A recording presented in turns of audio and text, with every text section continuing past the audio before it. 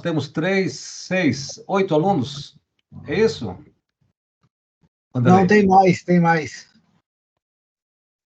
Alguém que entrou depois e não pôde se apresentar? Saberia dizer quem? Então, a Gabriele, a Isadora, a Márcia.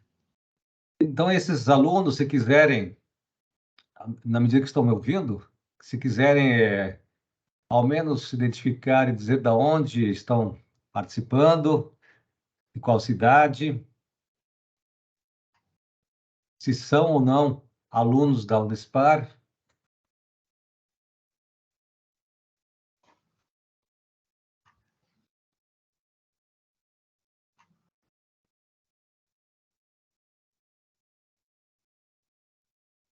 A Thaís já falou.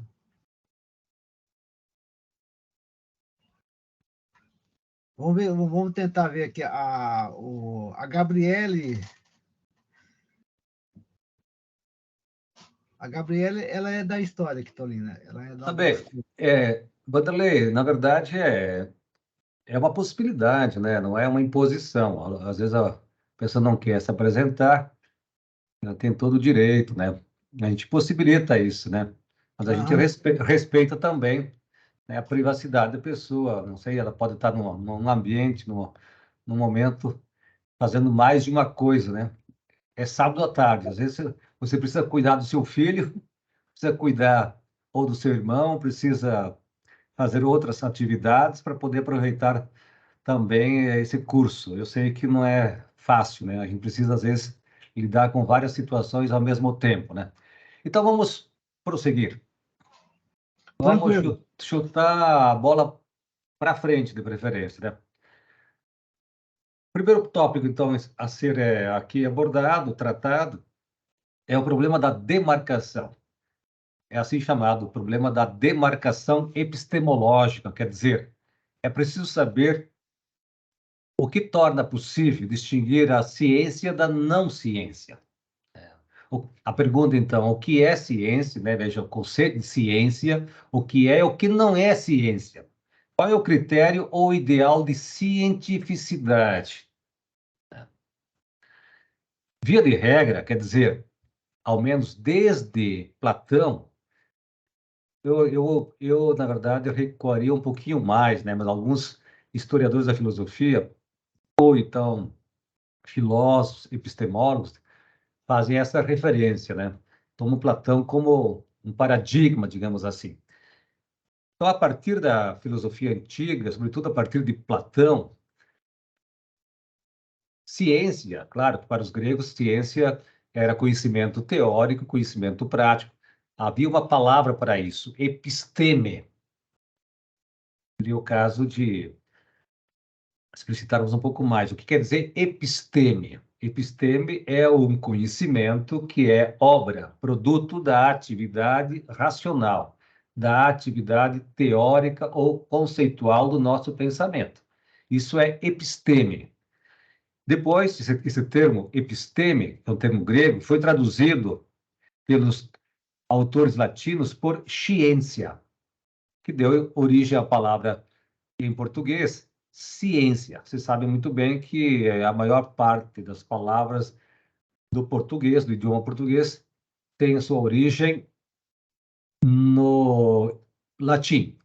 Não totalmente, mas existem palavras, por exemplo, gregas que compõem o nosso léxico. Por exemplo, a palavra filosofia não é uma palavra latina.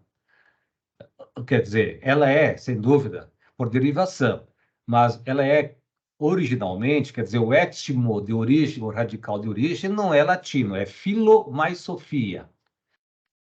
Mesma coisa a palavra história, né?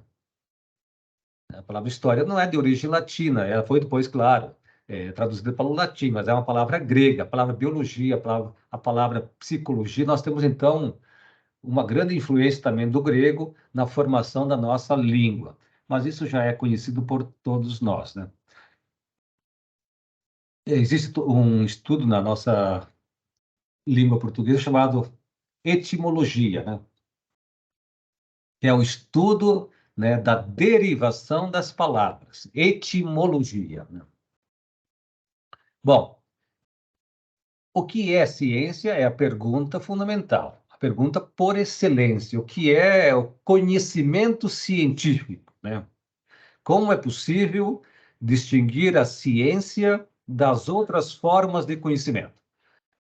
Eu havia dito antes, né, que o positivismo e o neopositivismo, que é um desdobramento histórico, né, do positivismo lá no início do século XXI, com o chamado Círculo de Viena, acabaram esses dois movimentos históricos, tanto o positivismo quanto o neopositivismo, por afirmar a supremacia, a hegemonia da ciência, como se fosse, digamos assim, o único conhecimento confiável.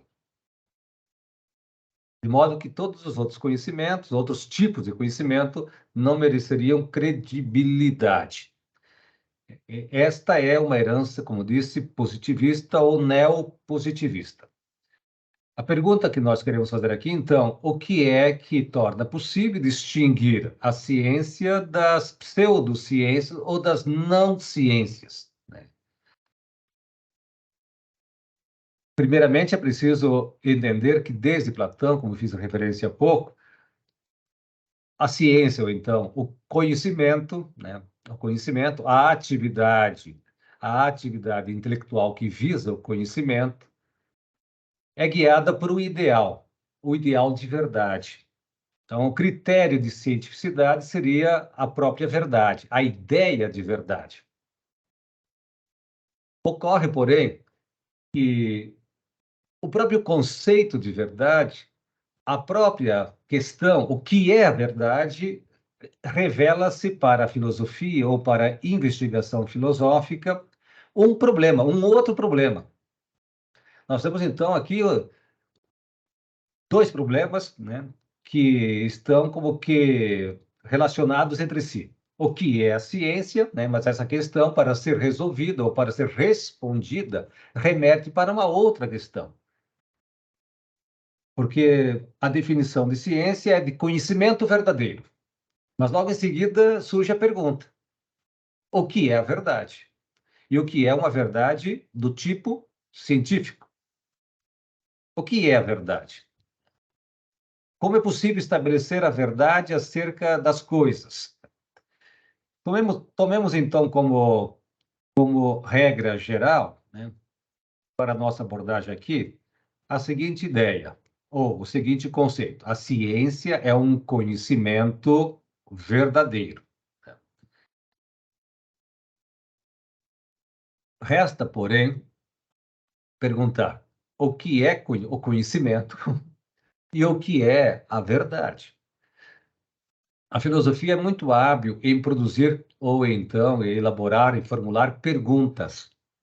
Ela vive justamente do ato de inquirir, de indagar, de questionar, de problematizar. É próprio da filosofia ver problemas onde o comum dos mortais, né, não vê, não enxerga. A filosofia, ela se alimenta, se nutre dessa atividade que é a atividade inquiridora do pensamento. Onde há uma resposta, a filosofia vê um problema. E quando nós perguntamos, nós não perguntamos tanto para saber qual é a resposta, mas para questionar as respostas já estabelecidas, ou que pretende ser, digamos assim, uma solução para um determinado problema. Via de regra, então, tomemos esta ideia, como disse há pouco. A ciência é tida ou considerada assim, considerada como conhecimento supostamente verdadeiro. Ora, diante dessa discussão, né, os próprios filósofos da ciência, né, estabeleceram, né, inúmeros problemas, né? Como é possível verificar, né, verificar a verdade? Ou seja, qual é o critério que pode ser utilizado para estabelecer o que é e o que não é ciência? Os positivistas, né, veja aqui o Schilling, né, o Murz Schilling mesmo, o Carnap, né? Claro, inspirados no positivismo. O neopositivismo talvez não existiria sem ter existido antes o positivismo, né? O neopositivismo também é chamado de empirismo lógico, né? O neopositivismo, né, afirma que há um critério de demarcação entre o que é e o que não é ciência. Por exemplo, a filosofia não seria uma ciência. Esse critério é o critério da verificabilidade. A palavra verificação é tornar verdadeiro, verificável, aquilo pode ser, né, objeto da veritas, do latim. Veritas é verdade. A palavra verificabilidade deriva da palavra veritas. O que é verificável é aquilo que é passível de ser verdadeiro, porque esse é o ideal que guia, digamos assim, que guia ou que conduz o conhecimento científico, o espírito científico. A ciência busca a verdade, né? O contrário da verdade é a falsidade. Então, a ciência tem um ideal a perseguir, a verdade. Mas nós queremos saber aqui, agora, nesse momento, não o que é a verdade, né? O que é possível, o que é possível estabelecer como critério de demarcação entre o que é, então, um conhecimento verdadeiro, o que é um conhecimento científico e o que não é um conhecimento do tipo científico. Não é incomum, ao contrário, é muito comum, muito frequente, as pessoas dizerem assim: ah, mas foi provado cientificamente que, né? Aí podemos dizer que a Terra é redonda ou levemente arredondada nos polos, ou que tal fenômeno ocorreu, a ciência comprova, a ciência prova. Parece então que a ciência, ela de fato pronuncia, ela diz a verdade, né? Na Idade Média, quem dizia a verdade era a igreja, ou melhor, as autoridades, quem dizia eram as autoridades eclesiásticas, ou então, nas instituições de ensino, o mestre. Magister dixit dixit. O que o mestre disse está dito, né? A ciência tem, portanto, um expediente próprio para estabelecer a verdade. E esse expediente, dizem os neopositivistas e, ao mesmo tempo, os positivistas. É que o positivismo está um pouco fora de moda, mas em seu lugar assumiu o neopositivismo, quer dizer, não ficou vácuo, lugar vazio. Por quê? Porque a nossa ciência, ou melhor dizendo, a ciência que é praticada, produzida nas instituições de pesquisa, nas universidades. A tosse de vez em quando me acompanha, mas eu não estava tossindo. Eu comecei a tossir quando eu comecei a falar. Eu acho que é o calor e o ambiente aqui no estúdio talvez possibilite isso. Me desculpe, mas eu estou querendo dizer o seguinte, que os positivistas fizeram escola. O neopositivismo está infiltrado nas instituições de ensino. Converse com pesquisadores. Você vai perceber justamente isso, que o critério de verificabilidade é o critério, eu diria, largamente usado, né, utilizado pelos pesquisadores. E qual que é esse critério? É o critério de poder, né, estabelecer uma linha demarcatória entre aquilo que pode ser empiricamente ou experimentalmente verificado e aquilo que não pode ser objeto, portanto, de verificação empírica. Eu vou tentar traduzir isso para uma linguagem um pouco mais acessível, se é que não tenha ficado acessível, né? Ou seja, Se eu disser, por exemplo, que amanhã vai chover ou choverá. Se eu disser, amanhã será dia 22 de outubro de 2023, se eu disser, amanhã choverá, amanhã vai chover. Essa enunciação, essa minha proposição científica, aliás, é uma proposição que tem, eu diria, um conteúdo científico e, ao mesmo tempo, é passível de verificação. Ou seja, chegado o dia de amanhã, nós vamos comprovar, isto é, corroborar esta tese ou refutá-la. Se de fato choveu, ela estará comprovada. Agora, se não choveu, o que eu disse foi refutado. Mas seja como for, ela é passível de verificação. Agora, se eu dissesse assim, a alma é imortal.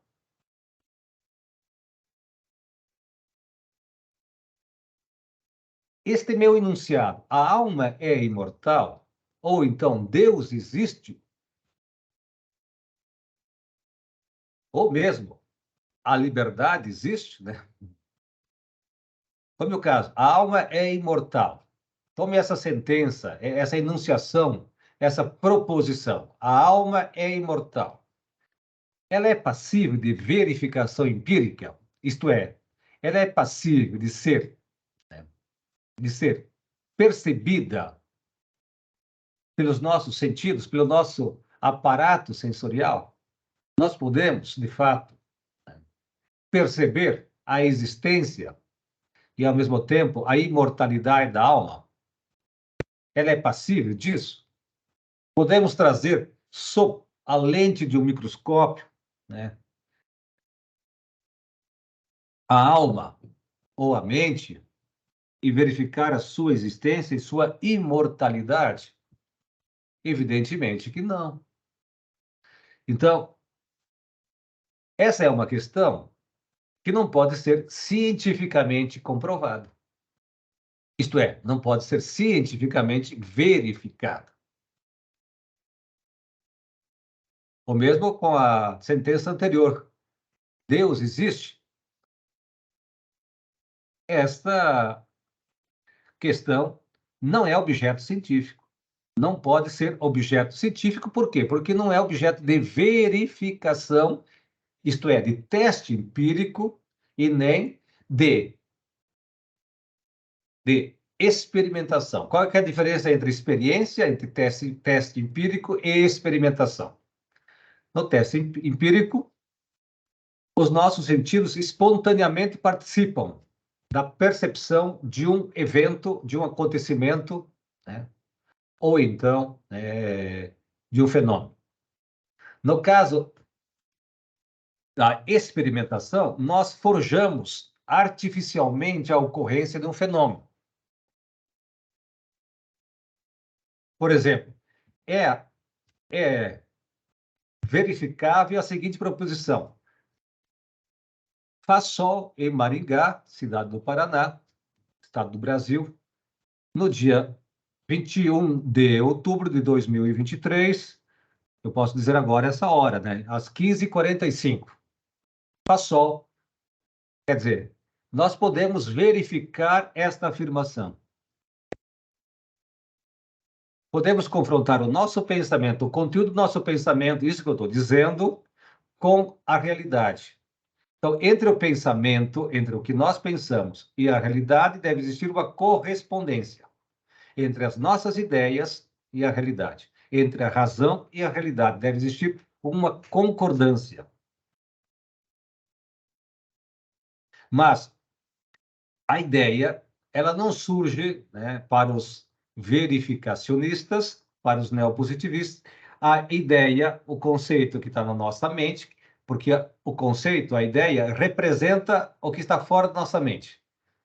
Ou seja, se eu tenho um copo aqui, o copo pertence à realidade externa à minha mente, ao mundo externo, objetivo. Mas eu tenho na minha mente a ideia de copo. Essa ideia de copo, segundo os verificacionistas, ela não surge na minha mente de forma espontânea. Ela surge porque eu tenho um aparato sensorial, eu tenho o tato, eu tenho a visão. Se quiser, eu tenho até a audição como um sentido auxiliar. E tenho outros sentidos, mas não é o caso, para perceber a existência desse objeto. Então, as sensações que eu tenho, eu vejo aqui, quer dizer, eu não vejo um copo, porque a visão, ela percebe só duas coisas, uma figura e cores. No caso aqui, o objeto é incolor. Você vê que o vidro é incolor. Bom, assim nós consideramos. Assim como a água. Os meus olhos não veem um copo. Os olhos não veem um copo, porque a visão só vê duas coisas: cores e figuras, figuras geométricas. Eu tenho aqui um objeto quase que cilíndrico, digamos assim, e incolor. Se alguém enxerga mais do que isso, seria o caso de ser investigado. Seria um gênio, né? Ou algo sobre-humano, sobre-humano. Porque os humanos só veem duas coisas: cores e figuras. Ora, mas eu estou dizendo que isso é um copo. Não estou dizendo que é apenas um objeto cilíndrico e incolor. Estou dizendo que é um copo. Isso quer dizer o quê? Que, além das sensações, dessas percepções, impressões sensoriais, eu tenho uma ideia. Ou seja, a ideia de copo, a ideia de copo é um conceito elaborado, formado, construído por minha mente para representar este objeto externo. Mas são as sensações a fonte primeira da minha ideia. Essa ideia não surgiu do nada, ela não brotou da minha mente como se diz, né? Brotam os cogumelos depois de uma chuva, espontaneamente, assim, do nada, né? Não. Esta ideia de copo, ela é um subproduto da minha atividade sensorial, ok? Os verificacionistas vão dizer, então, que uma proposição é científica, uma teoria é científica, uma verdade é científica, se ela é passível de verificação, quer dizer, de prova, de demonstração, de teste empírico ou experimental. Quer dizer, se nós podemos, de fato, confrontar o nosso pensamento com a realidade externa. Se existe alguma materialidade nesta relação. Por isso, dizer que Passol e Maringá é passível de percepção sensorial, é passível, portanto, de verificação. Ou seja, o que está para além dos nossos sentidos, o que está para além da nossa percepção sensorial, o que não pode, portanto, ser percebido pelos sentidos, não é objeto de verificação. Então, são muitas as questões que fogem do domínio da ciência, segundo esse critério da verificabilidade. Por exemplo, as questões da religião, tome o caso da existência de Deus, porque os fiéis, né, os praticantes de uma religião, eles dizem, ao menos os cristãos, né, dizem, Deus existe. Eles não lançam a pergunta, será que Deus existe? Não, eles dizem, afirmam, Deus existe. Mas esta não é uma questão científica. Não é uma questão que pertence, digamos assim, ao campo de investigação da ciência. Cai num outro domínio, no domínio da religião, que pressupõe a fé. A fé quer dizer a crença numa autoridade ou então num livro sagrado, como é o caso da Bíblia, ou numa tradição. Mas não pode ser esta proposição, Deus existe, não pode ser objeto de verificação. Deus não pode ser, portanto, quer dizer, a existência de Deus não pode ser provada, mas também não pode ser negada. Perceba o grau de dificuldade? Ou seja, eu, eu teria que, do ponto de vista filosófico, né, mostrar as razões da minha crença, mas também das minhas descrenças em Deus, né? Ou seja, Deus é objeto para a religião e não para a ciência. Então, nós teríamos que admitir aqui a existência de um outro campo, de uma outra área do conhecimento, chamada religião. Ou, se você quiser, teologia, que é o estudo da religião, o estudo de Deus. Tudo bem? O caso anterior, ou melhor, a pergunta, o enunciado anterior. A alma é imortal, ou então simplesmente a alma existe, né? A mente existe, a alma existe? Será que ela é diferente do cérebro? A mente é diferente, distinta do cérebro? A nossa mente, o nosso pensamento é a mesma coisa que o cérebro? Ou são coisas totalmente distintas? Veja que esta questão, né, também não pode ser objeto de verificação científica. Não podemos, não podemos fazer um teste empírico, provar a existência ou a inexistência da alma. Podemos, porém, provar, mas não empiricamente. Podemos provar, como fez, por exemplo, Descartes, quando afirmou cogito ergo sum, penso, logo existo.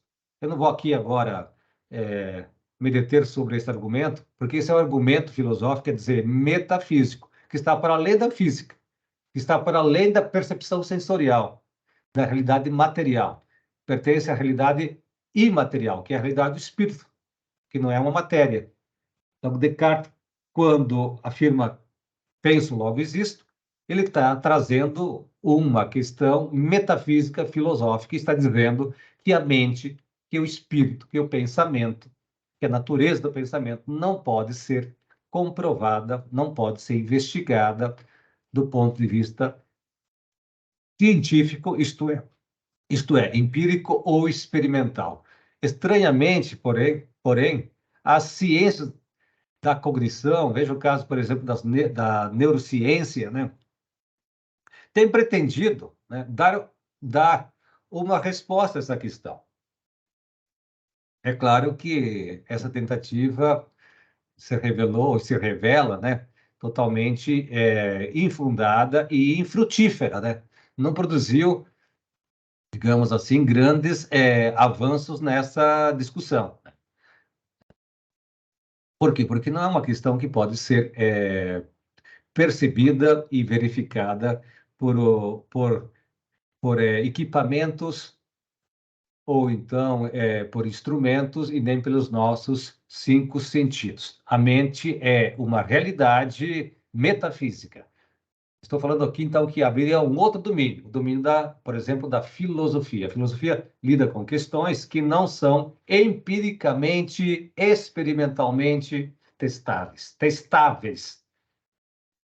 Por exemplo, o que é a justiça? Quando os filósofos dizem, a justiça por exemplo, existem os maus filósofos, né? Veja o caso, que não era propriamente um filósofo, Trasímaco, né? Lá no Diálogo de Platão da República, ele vai dizer que a justiça é o direito mais forte. É o que, por exemplo, Israel está fazendo agora com relação à pobre, depauperada, explorada, colonizada população segregada, né? Injustiçada população palestina, né? A justiça não é o direito mais forte. Platão depois vai refutar essa ideia, né?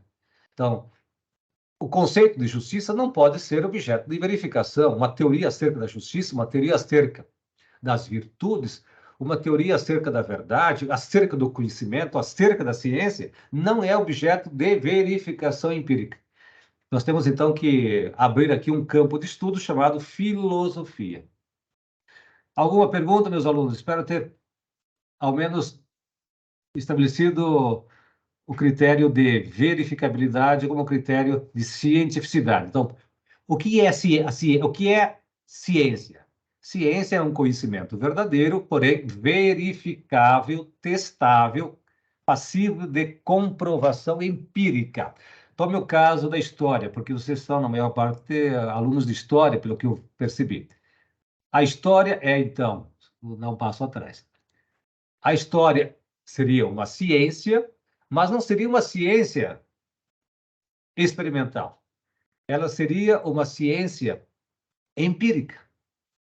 Por quê? Porque ela necessita, né, necessita encontrar no passado registros, documentos, né, para produzir suas verdades, né, suas supostas verdades, seus enunciados. Por exemplo, como nós podemos dizer que o Brasil foi, entre aspas, descoberto ou invadido pelos portugueses, né, ou então que a América foi descoberta, né, por Cristóvão Colombo. Como é que nós podemos, que a Revolução Francesa ocorreu lá no final do século XVIII?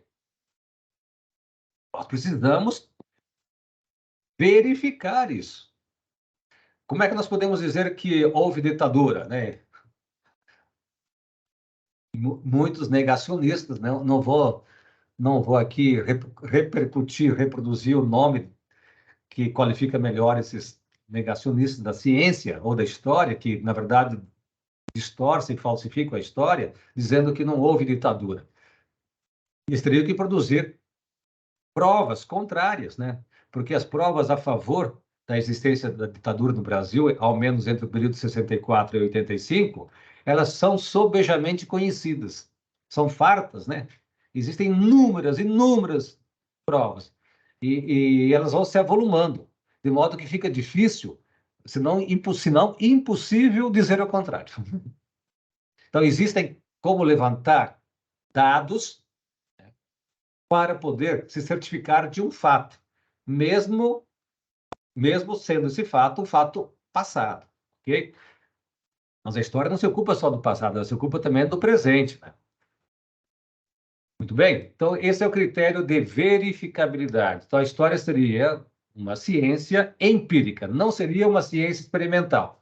Nós não podemos reproduzir artificialmente, por exemplo, a Revolução Francesa ou o descobrimento do Brasil. Não tem como reproduzir. Agora, nós podemos reproduzir artificialmente eventos naturais, claro que em menor escala. Por exemplo, podemos produzir ou reproduzir a chuva, o fenômeno da chuva, num laboratório. Perfeitamente possível. Não podemos reproduzir artificialmente, por exemplo, a guerra, artificialmente, nós podemos reproduzir a guerra que está ocorrendo lá no Oriente Médio. Não podemos. Os eventos históricos são irrepetíveis, são únicos, irrepetíveis. Agora, os eventos naturais, eles são únicos também, mas eles podem ser replicados, quer dizer, reproduzidos artificialmente. Nós podemos, por exemplo, reproduzir o fenômeno do vento em laboratório.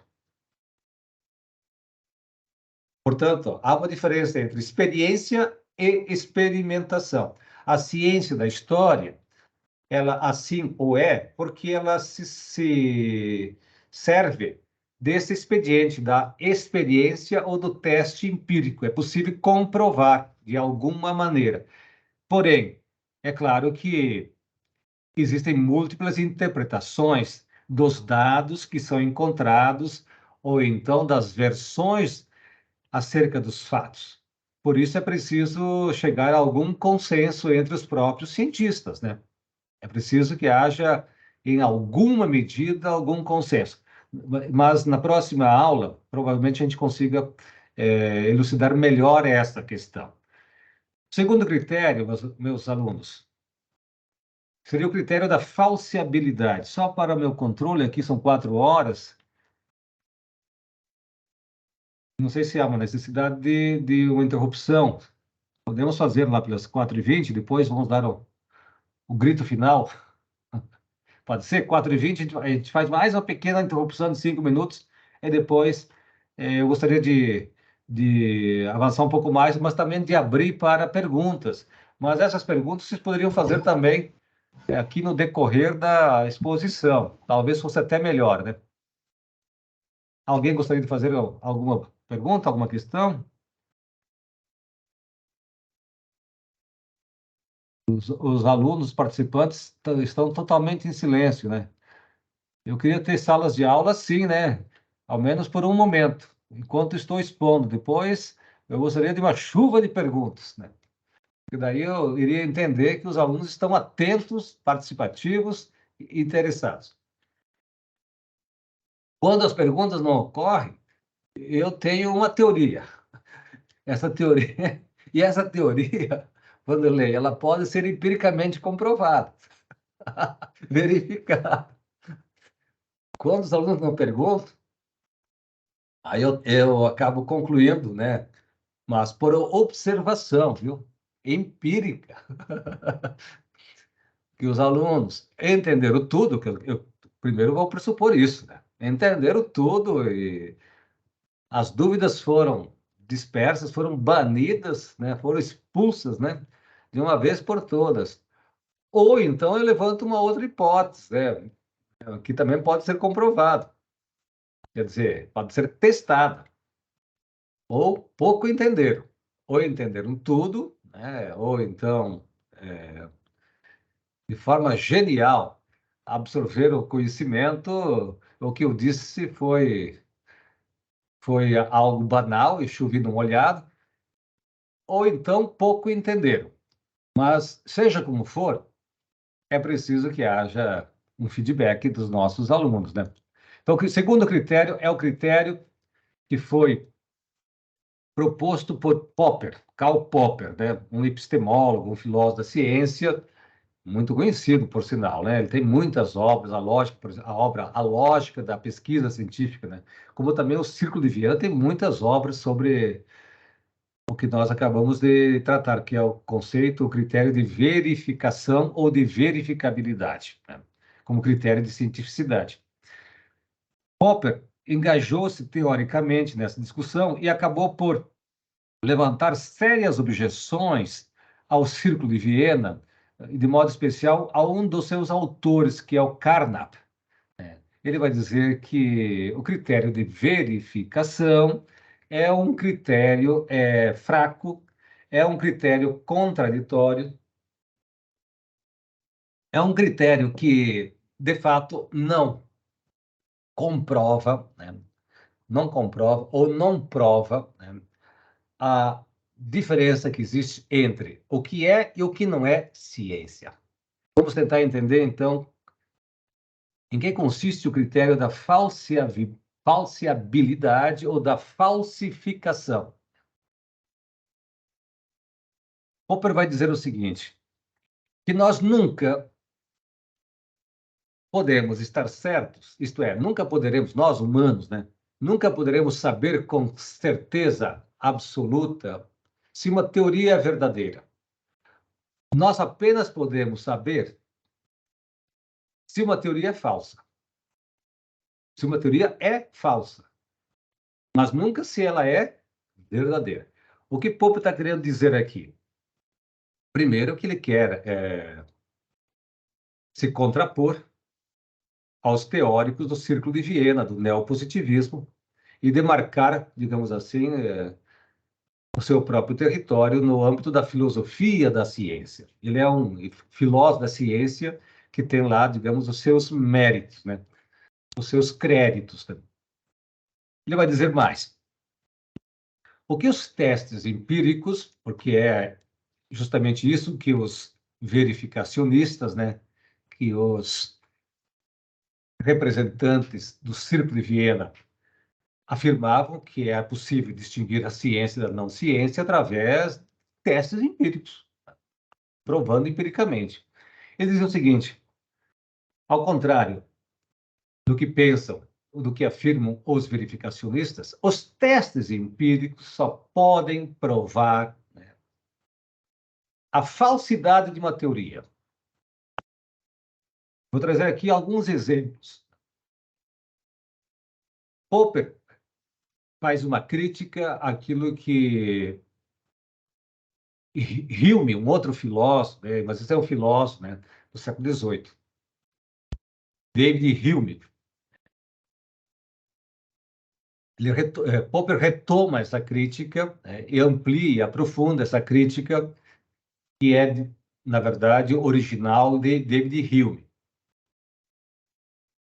E consiste justamente no seguinte: Hume vai dizer, do ponto de vista empírico, nós nunca, do ponto de vista da nossa experiência sensorial, do ponto de vista do teste empírico, do ponto de vista da observação da nossa experiência, nós nunca podemos fazer afirmações universais. Vou trazer um exemplo que o próprio Hume introduziu na sua obra, né? Não podemos afirmar cientificamente, né? Cientificamente, ou melhor dizendo, com grau absoluta de certeza, que amanhã o sol vai se levantar. Hume vai dizer, até hoje a humanidade viu o sol se levantar, todos os dias. O sol se põe, né, esse movimento aparente, né? É o movimento de rotação da Terra que dá a sensação, a impressão de que o Sol se movimenta. Mas o Sol, ele realiza um movimento aparente, quer dizer, ele nos ilude. É uma ilusão de ótica, na verdade.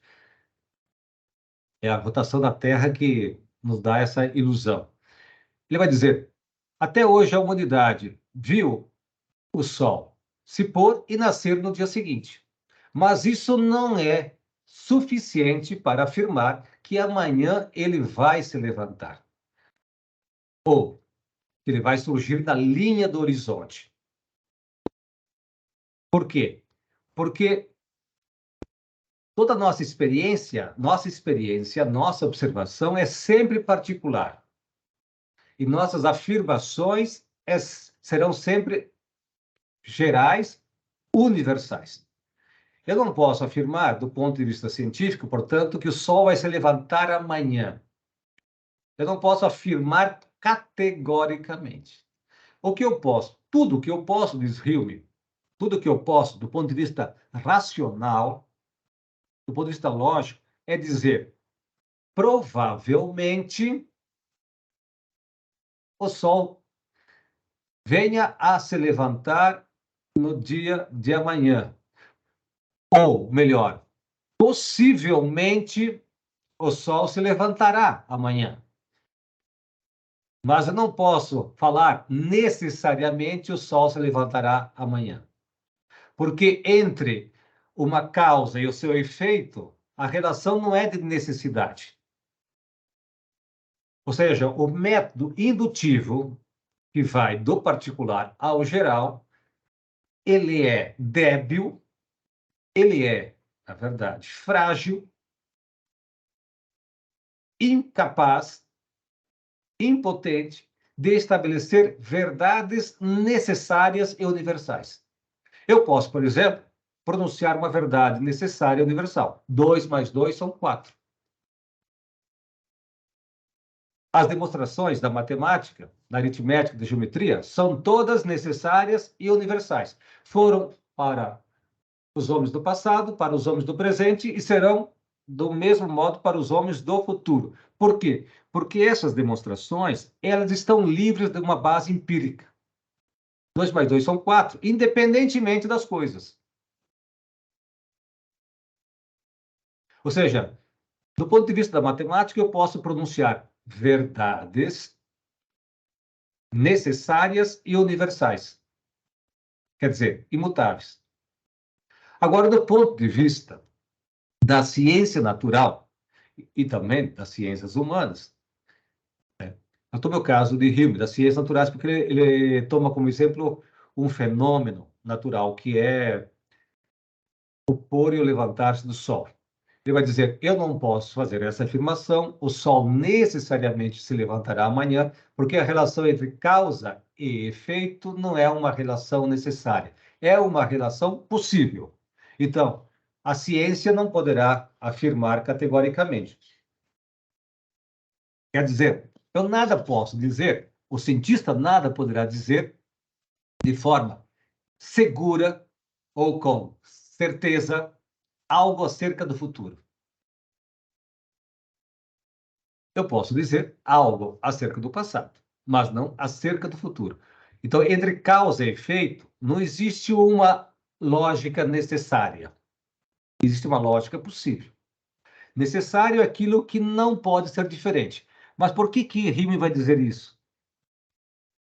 Ele vai dizer, nós estamos acostumados, habituados, é por força do hábito de ver o sol se pôr e se levantar, que nós tendemos a afirmar que amanhã o sol levantar-se-á. Não é por força de um raciocínio lógico, de uma necessidade lógica. É por conta da nossa imaginação. Ou seja, quando nós percebemos um evento sucedendo o outro, isto é, o efeito sucedendo a causa, nós imaginamos, nossa imaginação opera assim, nós imaginamos que se este evento, quer dizer, se o efeito surgir, é porque a causa surgiu ou apareceu. Hume vai dizer, aqui há uma fragilidade, uma lacuna que não pode ser preenchida. O método empírico das ciências, né, é falho, do ponto de vista epistemológico, frágil. Portanto, é impossível estabelecer verdades científicas do ponto de vista do método empirista, do método indutivo. Ir do particular para o geral significaria dar saltos, ou seja, saltos lógicos. Nós não podemos fazer todas as experiências em relação aos eventos. O futuro está sempre aberto. O futuro, ele não pode ser determinado pelo presente. Então, não há uma relação determinística de causalidade necessária entre um evento A e um evento B. Por exemplo, se alguém dissesse, toda vez que as nuvens escuras estão sobre a minha cabeça, chove. Não, pode ocorrer chuva sem nuvens, né? Os aviões fazem isso no deserto, né? Ou em outras regiões.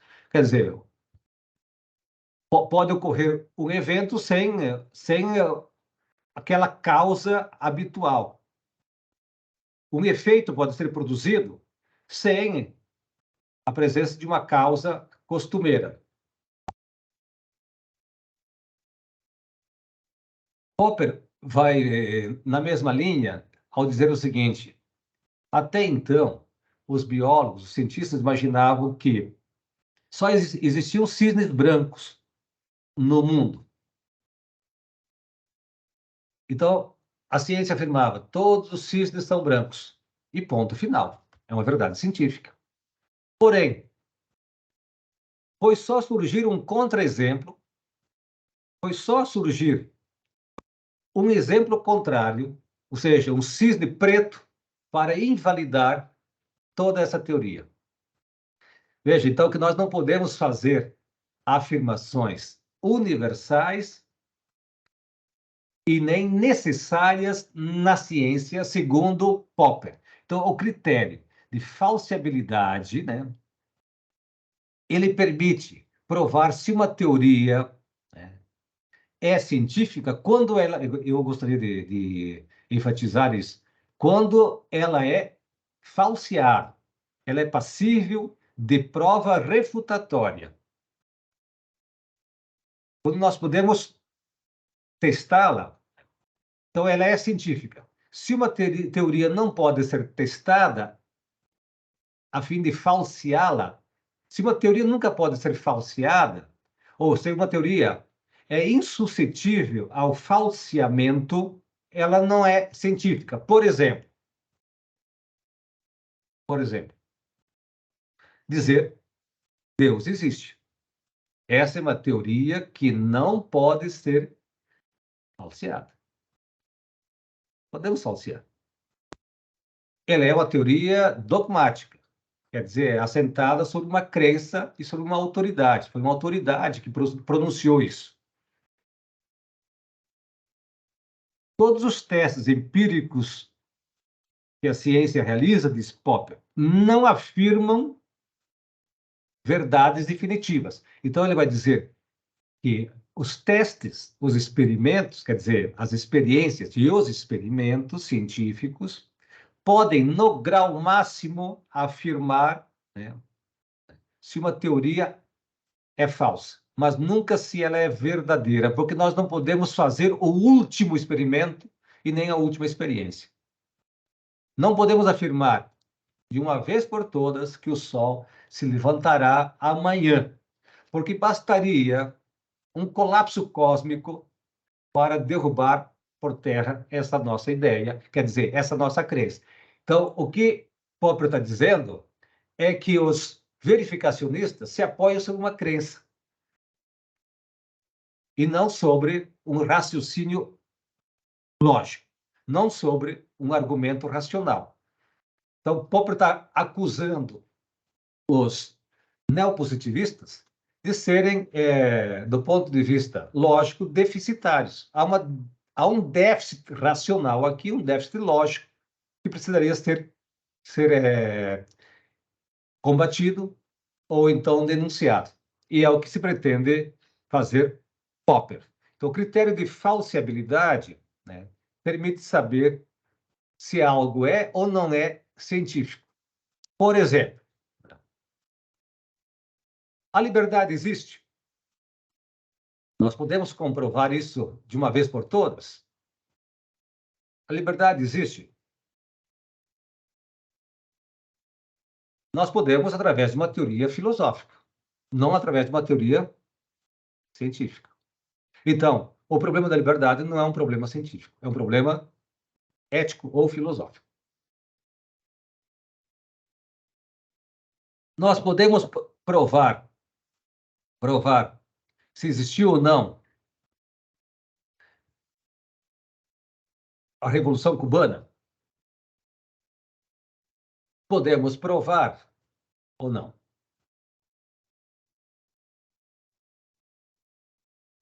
Podemos provar, mas essa prova poderá não ser definitiva, absoluta. O conhecimento, dirá Popper, sobre tal objeto de estudo é sempre parcial, é sempre, portanto, falível. Falível é diferente de falho. Falível quer dizer está sujeito a falhas ou a erros. Ou seja, o que os historiadores dizem a respeito da Revolução Cubana não pode ser tomado como uma verdade absoluta. O mesmo vale para a ditadura militar no Brasil, para fenômenos históricos, né? Fatos históricos, os mais diversos. Um conhecimento nunca poderá ser, então, absoluto, nunca poderá ser definitivo, nunca poderá ser completo. Isso quer dizer que a ciência progride, ela avança, ou seja, o conhecimento científico é parcial, é progressivo, mas é falível, está sujeito a falhas, a erros, que podem ser retificados, corrigidos. Então, quem vai estudar a ditadura militar no Brasil deverá estar precavido em relação a isso. O que já se disse acerca da ditadura militar é um conhecimento parcial. Ah, mas eu estudo tal autor que é o top de linha nessa discussão, que é a autoridade máxima no Brasil. Eu estudo as suas obras. Ora, mesmo as suas obras, as obras de um grande autor ou de um conjunto de autores, nunca conseguirá abarcar totalmente, plenamente, de forma absoluta e definitiva, o conhecimento de um objeto, tanto nas ciências naturais quanto nas ciências humanas ou sociais. Ou seja, a ciência produz um conhecimento provável, mas não um conhecimento certo, certo e absoluto. O conhecimento científico é do tipo provável e nunca do tipo definitivo ou do tipo categórico. Como, por exemplo, é o conhecimento da matemática. 2 mais 2 são 4, o conhecimento é categórico. Aqui há uma afirmação categórica, quer dizer, necessária e universal. Nunca poderá ser diferente. 2 mais 2 são 4. Não há possibilidade de ser diferente. Agora, no caso das ciências, que não são formais, as ciências factuais, o conhecimento é sempre, né, passível de falha, quer dizer, é falível, é parcial, portanto, revisado. Porque nós conseguimos provar não verdades, mas o que é falso. Podemos falsificar, mas nunca provar a verdade de uma ciência. Podemos provar se ela é falsa, mas não se ela é verdadeira. Por quê? Porque não podemos fazer o último experimento. Quando é que o Sol vai nascer pela última vez? Nós podemos saber? Então, nós não podemos falar que amanhã o Sol vai necessariamente se pôr. Porque o que eu posso falar, quer dizer, de forma sensata, racional, o que um cientista poderá dizer, um astrônomo, um físico poderá dizer é, provavelmente, ele poderá até dizer, o grau de probabilidade é tal, dada a história, né, deste objeto, quer dizer, desta estrela chamada Sol. Mas nunca poderá fazer afirmações definitivas. E bastou um cisne preto para derrubar a tese científica da biologia de que todos os cisnes eram brancos. Ok? Então, o critério de falsibilidade, ele se apresenta como uma crítica aos neopositivistas para mostrar a lacuna do método indutivo, que é muito, eu diria, muito praticado e muito utilizado nas ciências, tanto naturais quanto humanas e sociais. Então, conclusão. As verdades científicas são parciais, falíveis, como disse, revisáveis e progressivas, mas não definitivas ou absolutas. Então, nenhum cientista poderá, no entender de Popper, você poderá, claro, munido de bons argumentos, você poderá se alinhar a Carnap, né, adotar o critério de verificabilidade. Mas saiba de antemão que existem contra-argumentos. É melhor sempre usar as melhores armas, né, tanto de ataque quanto de defesa, no debate filosófico. O conhecimento científico, né, é inverificável pela lógica indutiva. Então, o que Popper está querendo dizer? Que o método indutivo não é um método que produz ou que nos conduz à conquista e à descoberta de verdades. Ele está querendo, na verdade, é refutar o método indutivo, o método empirista. A ciência deve buscar ou descobrir fatos que possam refutar uma hipótese, ao invés de querer confirmá-la. Ou seja, é tarefa do cientista provar que uma teoria é falsa, mas nunca que ela é verdadeira. Por quê? Porque não podemos fazer o último experimento. Bom,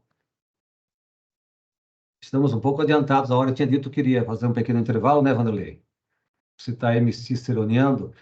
Podemos fazer 5 minutos? Acho que é tranquilo. Pode ser? Então, vamos respirar um pouco, esticar as pernas, buscar uma água e já estamos de volta para, digamos assim, o sprint final. Beleza, Vitorino.